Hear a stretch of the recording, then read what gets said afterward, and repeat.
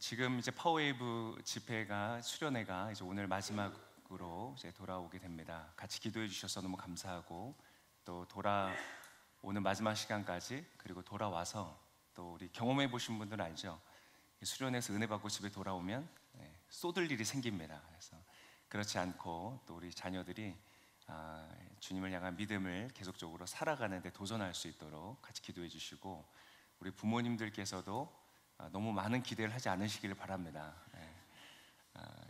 콩나물에 물을 붓듯이 이 아이들이 쏟아지는 은혜를 계속적으로 경험할 때 눈에 보이지 않지만 변화가 일어나고 또 하나님이 주시는 견고한 믿음의 사람으로 서게 될 줄을 믿습니다.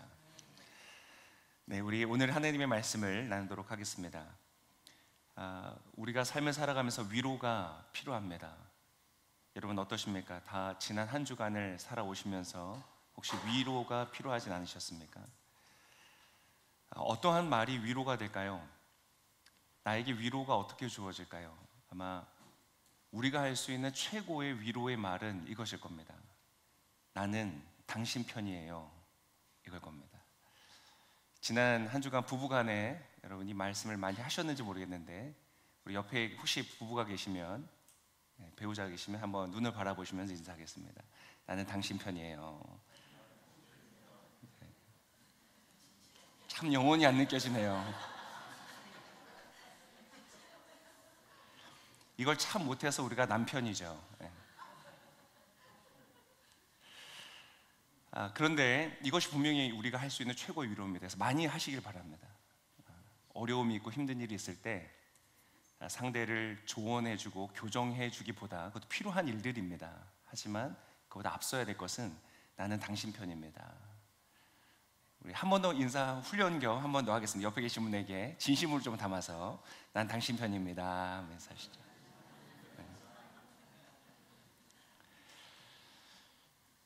이 말은 이 위로가 정말 우리에게 필요한데 그러나 그거보다 더 큰 위로가 있습니다. 우리가 받을 수 있는 최고의 위로는 바로 오늘 본문을 통해서 볼 수 있습니다. 자, 오늘 본문은 여호수아 5장의 말씀이었는데요. 굉장히 독특한 기록이 나옵니다. 참 이해하기가 어려운, 너무 익숙하지만 이해하기 어려운 사건이 나옵니다.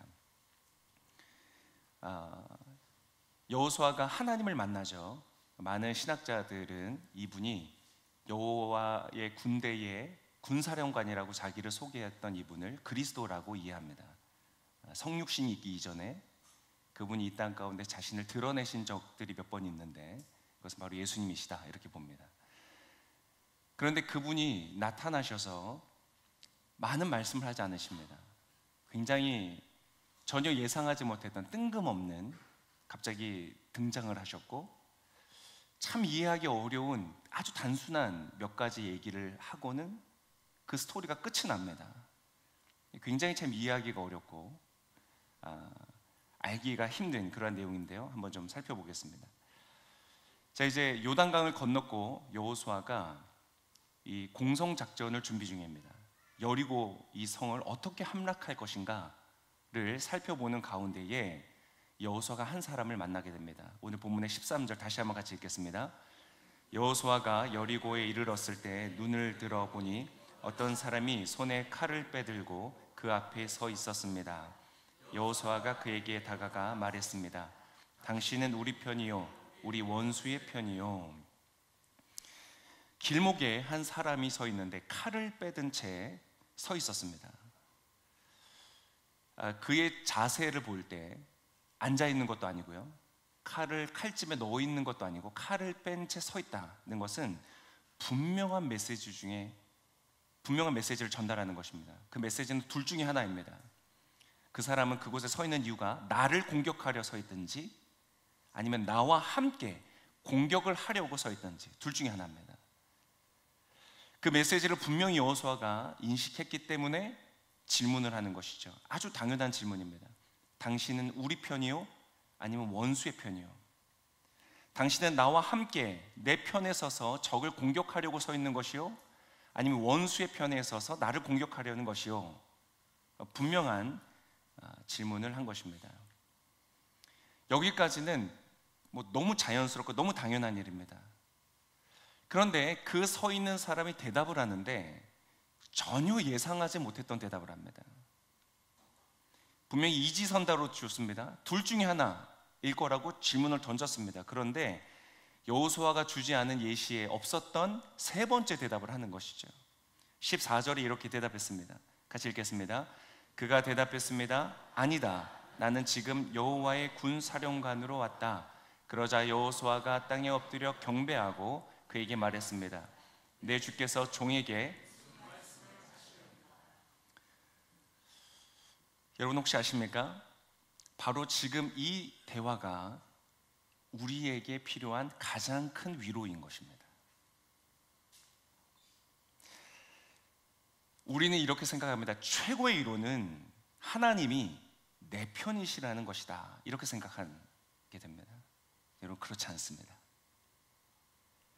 가장 큰 위로, 우리가 얻을 수 있는 가장 큰 위로는요, 하나님은 하나님이시다는 것입니다. 이 장면처럼 성경에서 이해하기가 어려운 장면들이 많은데 그 중에 정말 까다로운 성경은 욥기입니다. 어떤 부분이 가장 어려운가? 중간에 친구들이 나타나서 서로 막 대화하는 것도 다 이해가 참 되기가 어려운데 그 중에서 가장 어려운 것은 욥기의 끝부분에 있습니다. 욥의 그 고난이 다 끝납니다.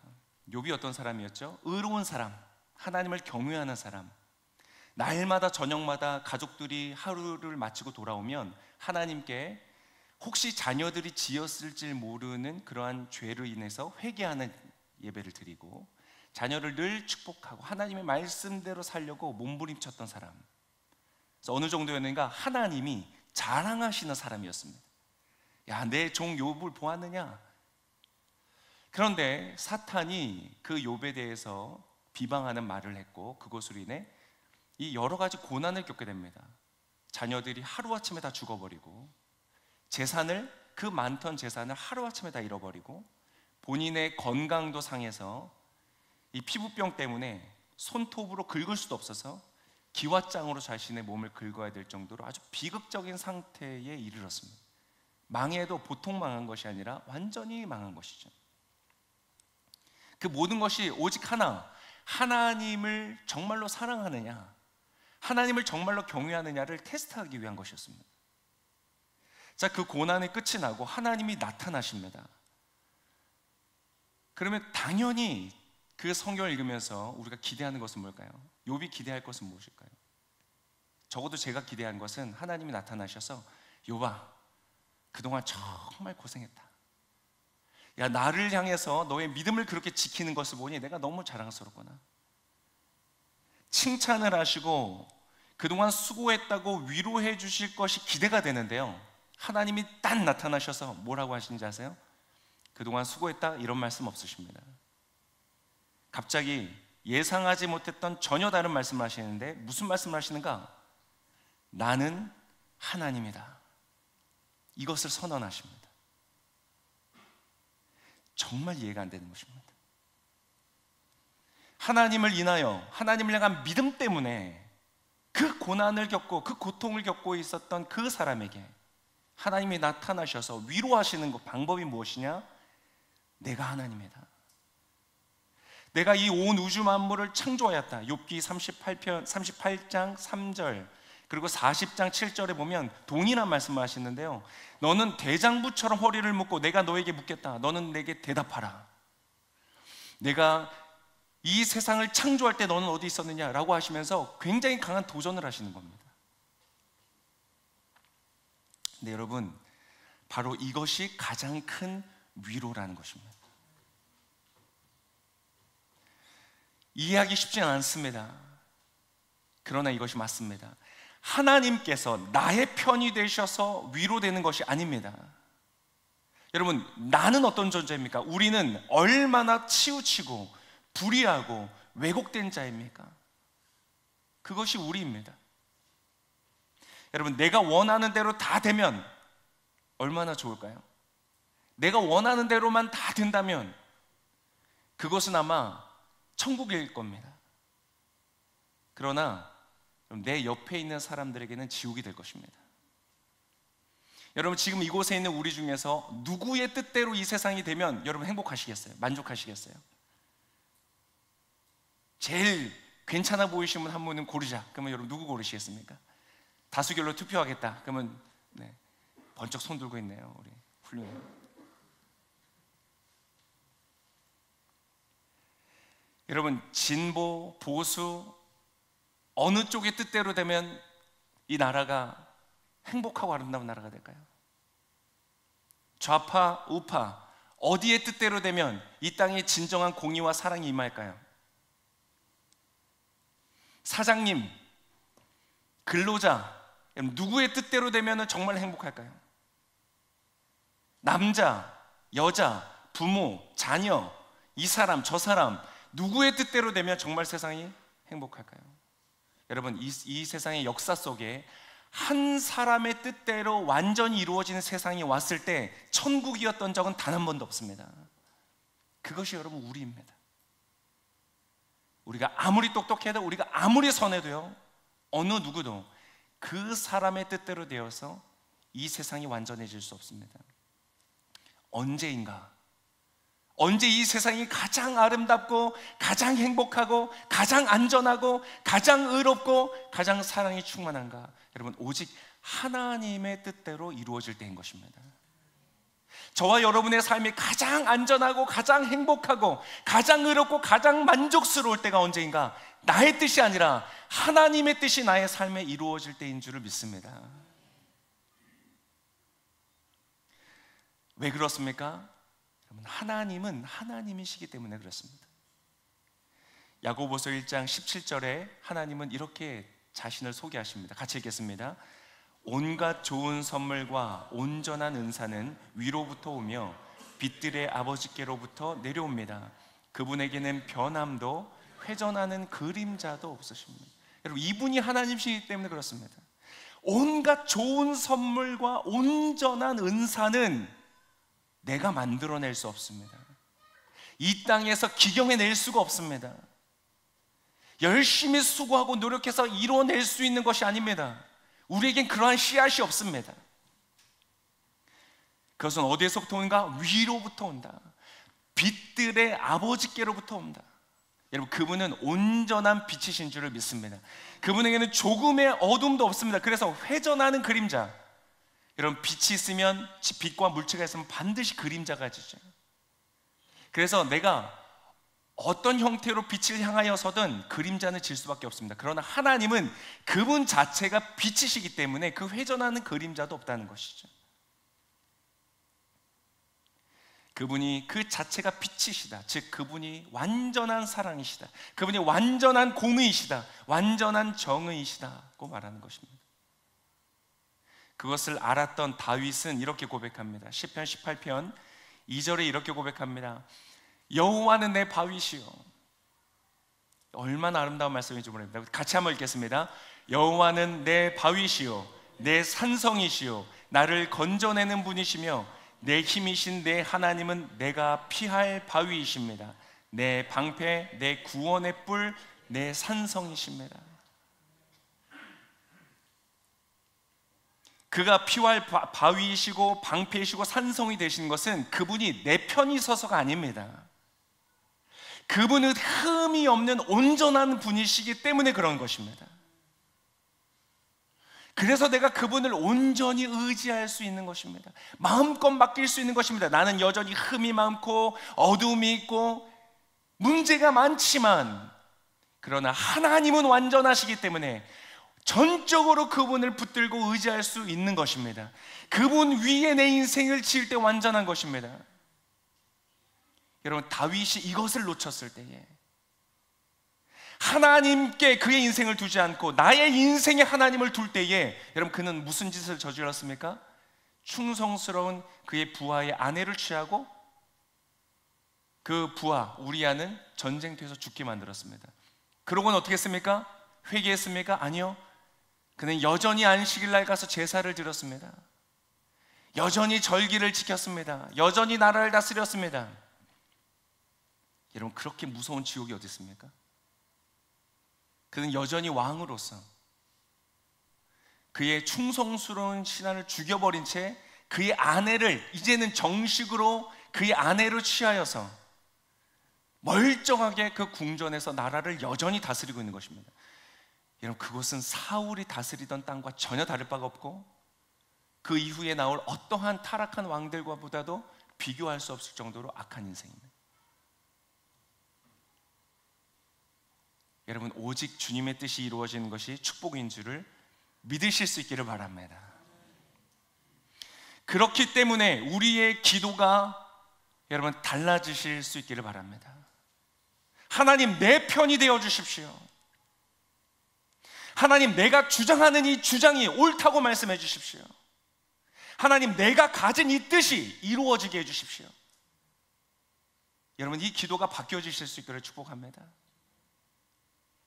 오 하나님, 나로 하여금 하나님이 누구신지 알게 하여 주십시오.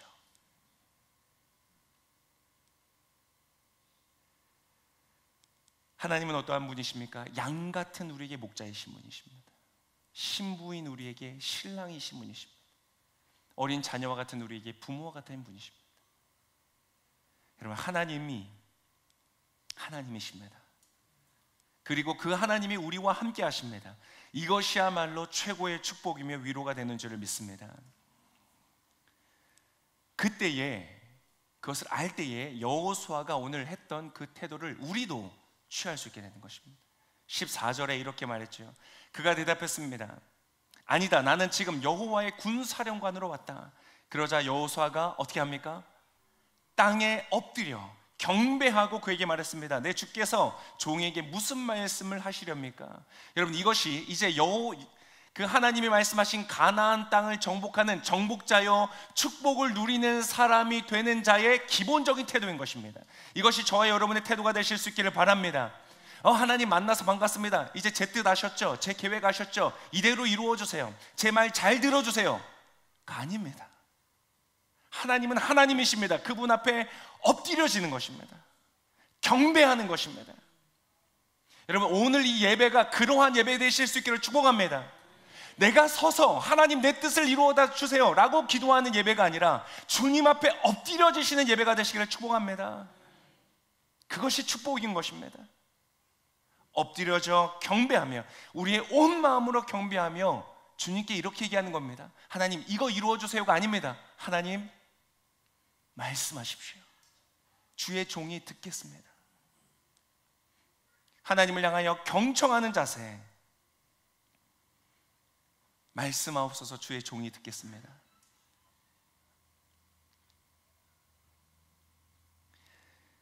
그때 여러분, 하나님의 명령이요 너무 신비롭습니다. 이 주석들을 보면요, 이때 이 분이, 이 군사령관이 했던 명령이 여호수아의 6장에 나오는 여리고를 무너뜨릴 때 했던 그 작전을 지시했다고 해석하는 경우들이 많은데 저는 전혀 동의하지 않습니다. 그렇게 하나님께서 여호수아에게 말씀하시는 장면은 오늘 이 사건 전에도 요단강 도하 때도 나타나거든요. 여호수아는 하나님의 음성을 들을 수 있는 존재였어요. 오늘 이 순간에 칼을 빼든 여호와의 군사령관을 여호수아가 만났을 때 이 군사령관이 여호수아에게 했던 말은 딱 하나입니다. 그리고 끝납니다. 그 뒤에 아무런 스토리가 나오지 않습니다. 저는 이해가 안 되는 거예요. 왜 이 시점에 갑자기 이 말을 했을까? 무슨 말을 했는가? 15절에 이렇게 말합니다. 딱 이 하나입니다. 15절 같이 읽겠습니다. 여호와의 군사령관이 여호수아에게 말했습니다. 내 발에서 신을 벗어라. 네가 서 있는 곳은 거룩한 곳이다. 그러자 여호수아는 그렇게 했습니다. 너무 심플한, 단순한 단 하나의 명령. 오늘 이 예배에서요, 여러분 정복자로서 여러분, 여러분의 삶의 기쁨과 만족과 화평과 성취와 놀라운 축복을 여러분 정복하기를 원하신다면 그 정복하러 나아가는 그 발걸음 속에 오늘 여러분이 반드시 가지고 가셔야 되는 하나님의 말씀입니다. 무슨 말인가? 바로 신을 벗으라는 것입니다. 오늘 신을 벗고 가시길 축복합니다. 너무나 중요합니다. 하나님께서 천사를 보내시는 경우는 많습니다. 그러나 천사가 아닌 본인이 직접 나타나시는 경우는 극히 드문 상황입니다. 그러한 놀라운 엄청난 신의 현현 속에서 하나님께서 여호수아를 만나시는 순간 신을 벗어라. 무슨 의미인가? 여러분, 이것은 간단하게 설명을 드리겠습니다. 나의 주장을 내려놓고 하나님의 주권을 온전히 인정하라는 명령입니다. 신을 벗는다는 것은 나의 권리와 주장을 포기하는 것을 의미합니다. 신발은 보통 그의 권리를 상징했기 때문에 그렇습니다. 무슨 말인가? 나의 싸움에 주님이 나의 편을 들도록 하려 하지 않고 나의 싸움이 온전히 주님의 것이 되도록 하라는 것입니다. 이해하기 어려우실 거예요. 아마 적용하기는 더 어렵습니다. 어떻게 해야 된다는 것인가? 여러분, 우리의 삶에 얼마나 많은 싸움들을 만납니까? 여러분, 치열한 싸움들을 하고 계시지 않습니까? 관계 속에서, 직장 속에서, 경제적인 사건들 속에서, 내 마음 안에서 얼마나 치열한 싸움들이 얼마나 많으십니까? 그곳에서 의롭고 선하고 아름다운 길을 선택하여 승리하여 걸어간다는 것은 너무나 힘든 일입니다. 불안해지지 않고, 염려해지지 않고, 두려움에 지지 않고, 분노에 지지 않고 여러분, 승리하여 걸어간다는 것은 너무나 어렵습니다. 그러나 그 싸움 속에서 하나님, 내 편이 되어주세요 라고 씨름하지 말라는 것입니다. 내 고집, 내 주장, 내 계획을 완전히 벗고 주님의 뜻을 인정하라. 쉽지 않습니다. 이게 바로 나의 십자가를 지는 것입니다. 나를 부인하는 것입니다. 나는 그리스도와 함께 십자가에 못 박혀 죽었다고 선언하는 것입니다. 여러분, 그렇게 할 때에 무슨 일이 일어나는가? 주님이 우리의 싸움을 싸우신다는 것입니다. 그래서 오늘은 군사령관으로 온 것이죠. 우리는 착각할 때가 있습니다. 내가 군사령관이라고 생각해요. 내 인생에 내가 책임자라고 생각합니다. 여러분, 그렇지 않습니다. 내가 여전히 그 자리에 있을 때 그 싸움은 나의 싸움일 뿐입니다. 내 뜻대로, 내 계획대로 이루어지려고 노력할 때 그때는 여러분 여전히 내 싸움일 뿐입니다. 그것을 내려놓아야 됩니다. 주님께서 우리의 싸움을 싸우실 때 나의 삶은 하나님의 역사의 현장이 되기 시작하고, 그때 우리는 축복을 정복하고 누리게 되고, 그 축복은 나의 영광이 아닌 하나님의 영광이 되는 것입니다. 여러분, 이것이 믿는 자의 삶인 것입니다. 내가 열심히 노력해서 아름다운 성취를 이루고 내 이름이 높아지는 것은 세상이 하는 일입니다. 세상에 얼마나 많은 사람들이 그러한 성공을 누립니까? 여러분, 우리가 누릴 성공은 그러한 성공이 아닙니다. 다시 말씀드리지만 그 성공을 추구하시는 분들은 여기 오실 필요 없습니다. 여기는 그런 곳이 아닙니다. 그것을 도와드리는 곳이 아닙니다. 여기는 그것을 포기하라는 곳입니다. 좋은 예시로 신약에서 이 모습을 실현한 한 사람의 예화를 드리겠습니다. 바로 마리아입니다. 가나라는 지역에서 결혼식이 열립니다. 이 마리아는, 예수님의 어머니였던 마리아는 아마 이 결혼식에 여러 가지 음식을 하는 것을 돕는 그런 분으로 가신 것 같아요. 먼 친척쯤 되지 않을까 싶습니다. 그런데 큰 문제가 생겼죠. 포도주가 다 떨어진 것입니다. 이 포도주는 이 이스라엘 지역에서 가장 기본적이면서 가장 중요한 음료이기 때문에 포도주가 떨어진다는 것은 손님들에게 엄청난 신뢰가 되는 일입니다.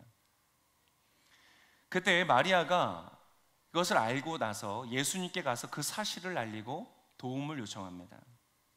그때 예수님께서 이렇게 말씀하시죠. 충격적인, 예상하지 못했던 말씀을 하십니다. 여러분, 때때로 예수님께서 여러분에게 이렇게 응답하실 수 있습니다. 나와 무슨 상관이 있습니까? 라고 얘기하셨어요. 여러분, 이 대답은요, 예수님, 포도주가 떨어졌습니다. 좀 도와주세요. 아들이잖아요. 아들, 좀 도와주세요. 예수님이 나랑 무슨 상관이 있습니까? 이 말은 오늘 이 본문에서 보았던 당신은 나의 편입니까? 우리 편입니까? 아니면 적의 편입니까? 라고 물어보는 여호수아의 질문에 아니다 라고 말하는 군사령관의 대답과 똑같은 말인 것입니다. 아니다. 나는 너의 편도 너의 적의 편도 아니다. 나랑 무슨 상관이 있느냐? 그때 마리아가 여러분 이렇게 말합니다. 마리아는 정말 지혜로운 어머니였어요. 정말 지혜로운 여인이었어요. 그는 이 오늘 나타났던 군사령관의 이 여호수아의 대화의 본질을 알고 있었던 사람이에요. 이렇게 적용합니다. 요한복음 2장 5절에 이렇게 말하죠. 우리 같이 한번 읽어볼까요? 그러나 예수의 어머니는 하인들에게 말했습니다. 무엇이든 그가 시키는 대로 하라. 여러분, 이것이 무엇입니까? 신을 벗는 것입니다. 주님 말씀하십시오. 들어보고 결정하겠습니다. 이건 신을 안 벗은 겁니다. 그건 주님과 거래하는 것입니다. 딜하는 것입니다. 주님 말씀해 보세요. 제가 좀 생각 좀 해보고 결정하겠습니다. 여러분, 신을 안 벗고 얘기하는 것입니다. 그럼 주님이 이렇게 말씀하실 것입니다. 나랑 무슨 상관이 있느냐? 나는 하나님이다.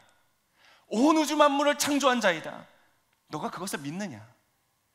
믿는 자에게는 능치 못함이 없다. 네가 그것을 믿느냐? 나는 너를 사랑하는 완전한 의로운 존재이며 진정한 사랑이며 너를 위한 그 어떠한 사람들보다 너를 진정으로 사랑하여 너를 축복하는 자다. 너가 그것을 믿느냐? 믿는다면 신을 벗어라. 듣고 판단하고 결정하려 하지 말고 너의 모든 판단조차 나에게 맡긴 채 너는 나의 말에 경청하고 그것대로 순종하라. 여러분, 이것이 믿음의 길인 것입니다. 잘 안 되시죠? 저도 안 됩니다. 힘든 일입니다. 어려운 일입니다. 그럼 여러분 기억하십시오. 이것이 진정한 승리의 길인 것입니다. 때때로는 그 길이 쉽지 않습니다. 왜요? 주님은 주님을 나타내기를 원하시기 때문에, 나의 삶이 하나님의 영광을 나타내는 현장으로 사용하기를 원하시기 때문에 여러분 그렇게 되실 수 있기를 축복합니다. 그래서 주님이 명령하시는 것은요, 상식적이지 않습니다. 상식적일 거라면 여러분 여기 오실 필요 없다니까요. 그 다음에 주님께서 여리고를 돌 때 뭐라고 하세요? 넌 여리고를 돌아라. 말도 안 되는 일을 시키십니다. 여러분 정말 가나안 땅을 정복하기를 원하시죠? 여러분 주님께서 말도 안 되는 것을 시키실 때 여러분 순종하실 수 있기를 바랍니다. 주님 용서하라고 말씀하실 겁니다. 아마 이해하시기 어려울 거예요. 아니 어떻게 용서합니까 주님? 근데 주님 용서하라고 하실 거예요. 너의 왼뺨을 때렸느냐? 오른뺨을 대밀어라. 이해 안 되는 말씀하실 거예요. 마리아가 하인들에게 무엇을 시키든 그대로 하라 할 때 예수님 뭐를 말씀하십니까? 내가 저기 포도주를 두었으니 가져오라? 안 하십니다. 내가 돈을 줄 테니 포도주를 사오라? 안 하십니다. 뭐라고 하세요? 물을 떠오라. 그리고 그 뜬 물을 가져다 주어라. 말이 안 되는 일을 하십니다. 여러분, 그러나 그 하나님의 뜻대로 할 때 결과가 무엇입니까? 갑자기 최고급 포도주가 만들어집니다. 결혼잔치는 갑자기 모든 하객들을 실망시키고 신뢰를 범할 수 있었던 현장에서 갑자기 모든 하객들을 감동시키는 최고급 파티가 되는 것이죠. 저와 여러분의 삶이 이러한 최고급 파티와 같이 쓰임받기를 소망합니다. 그런데 여러분, 그것이 최종 결과가 아니었습니다. 끝이 아니었습니다. 그 기적의 끝은 무엇이었습니까? 요한복음 2장 11절에 이렇게 기록하죠. 같이 읽겠습니다. 예수께서 이 첫 번째 표적을 갈릴리 가나에서 행해 자기의 영광을 드러내셨습니다. 그러자 예수의 제자들이 그를 믿었습니다. 그 결혼식은 갑자기 하나님 예수 그리스도의 영광을 나타내는 자리가 되었더라 하는 것입니다. 복음이 증거되고 사람들이 예수를 믿는 역사가 일어났다. 영혼이 구원받고 하나님의 나라가 확장되고 하나님의 뜻이 이 땅 가운데 이루어지는 현장이 되었다. 무엇 때문에요? 신을 벗었기 때문에. 무엇을 시키든지 그대로 했기 때문에 그때 그 역사가 일어나는 것입니다. 여러분 다시 한번 축복합니다. 저와 여러분의 삶이 나의 생각, 나의 계획, 나의 계산대로 이루어지지 않고 하나님의 뜻대로 온전히 이루어지시기를 축복합니다. 우리가 우리의 신을 벗을 때, 우리의 주장을 내려놓고 그분의 주권을 인정할 때, 무엇을 시키시든지 그대로 할 때 기적은 일어나는 것입니다. 그리고 내 삶은 하나님의 역사의 현장이 되는 것입니다. 혹시 지금 이 자리 가운데 특별히 삶의 큰 도전 앞에 서 계신 분들이 계십니까? 여리고와 같이 이중 성벽으로 되어 있는 견고한 성, 견고한 장애물, 내가 웬만큼 노력해도 흔들림이 없는 장애물 앞에 서 계신 분들이 계십니까? 오늘 여러분 축복합니다. 주님을 내 편으로 삼아 내 뜻을 이루는 도구로 쓰려는 것을 여러분 오늘 포기하시기를 축복합니다. 주님 앞에 엎드리십시오. 경배하십시오. 그리고 오늘 이 말씀을 믿음으로 받으십시오. 주님, 내가 신을 벗겠습니다. 주님 앞에 나의 주장, 주님 어떻게 해요? 할 수 없어요. 이거 어떻게 포기해요? 내 이름, 내 명예, 내 자존심, 하나님 이거 어떻게 포기합니까? 포기하실 수 있기를 축복합니다. 그때에 주님께서 우리의 싸움을 싸우실 줄을 믿습니다.